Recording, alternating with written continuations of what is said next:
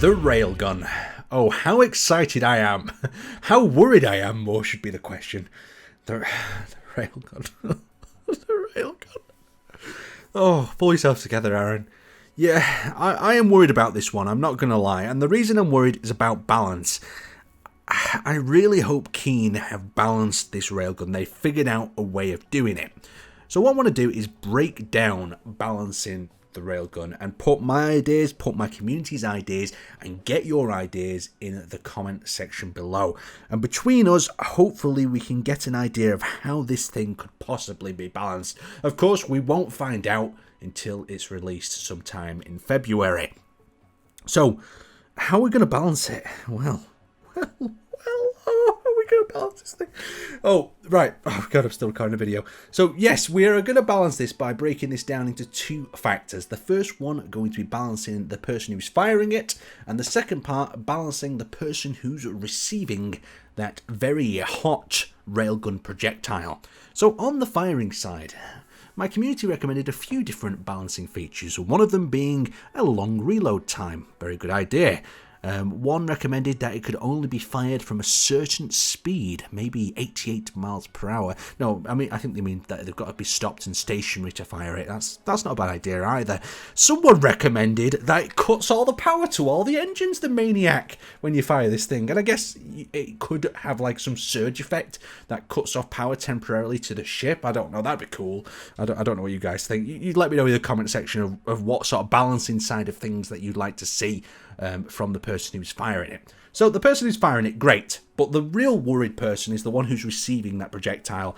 And receiving it, I really hope there's some sort of warning.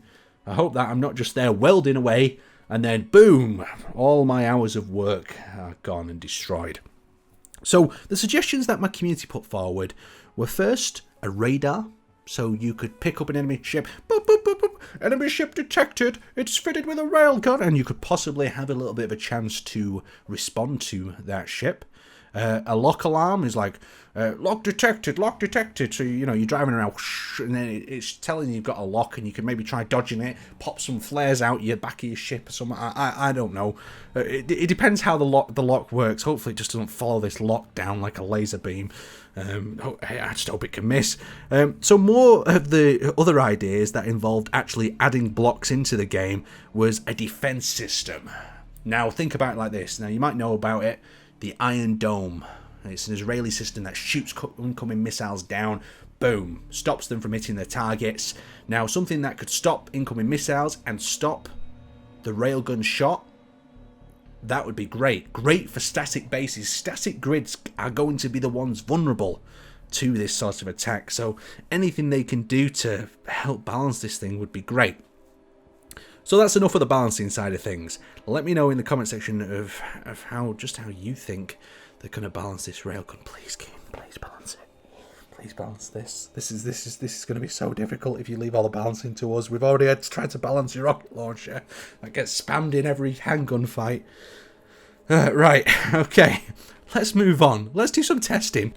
So let's throw our testing hats on. Now this ship has a beacon on the top of it that is going to tell you how far away from it is. Now you can see my character is also here as well. So let's go to 800 meters. This is the range of the turrets currently in the game. So this would be the distance that you're engaging at. And at 800 meters, you get a lot of missed shots with both the rockets and the Gatling gun turret. And at 800 meters, firing manually aimed turrets is almost impossible unless it's a static grid or you leading the target really well. Most of the time, players just miss, and that's just from experience and what I've seen. Now, if we come back and we go to 2 kilometers, so at this range, you would have to have a lock on. The point and shoot would only work on a static base, and that's what worries me more than anything about the people who are building static. If the ranges are extended in any way, people that are statically building are going to be volleyed by loads of different things at this distance, and from this distance you can see how small that ship looks like on the screen. It's going to be hard to pick things up, and your return fire from your turrets it's going to be hard. I can't really imagine it more than 800 meters away, because at 800 meters the combat feels close, it feels intense and exciting. It's going to be an interesting one, most definitely. But there you go, that was some visual looks at the distances. So let's go back to 2. So there's 2 for us. That's the distance that we're going to be engaging with the railgun. So let me know what you think about it. Let's continue with some more testing. So I hope you're making some considerations as you're writing down in the comment section. The next thing I want you to think about is how to balance the weapons when firing. So we've got ourselves a missile launcher and a Gatling gun turret. The Gatling gun turret has a rate of fire of 600 rounds per minute, and we have the missile launcher that has a burst of 6 rockets and then a brief time to reload. The missiles themselves, look at the velocity they travel. You can see it's incredibly, well, a lot slower than the actual velocity of the bullets themselves.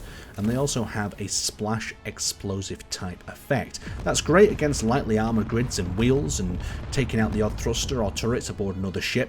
But against heavy armor, they do suffer. But that's kind of the balancing factors that we're talking about. Each one of these weapons has a benefit and also a disadvantage. That explosive damage is great, but the hitting with these rockets is a lot harder. Where on the other hand, hitting with the Gatling gun is increased because of the rate of fire and also the velocity of the bullet. But when one of these bullets hits, it doesn't do, of course, as much damage or any explosive damage at all. The tracer fire, though, is quite a nice effect. It'd be cool maybe to see some different ammunition types in the future as well.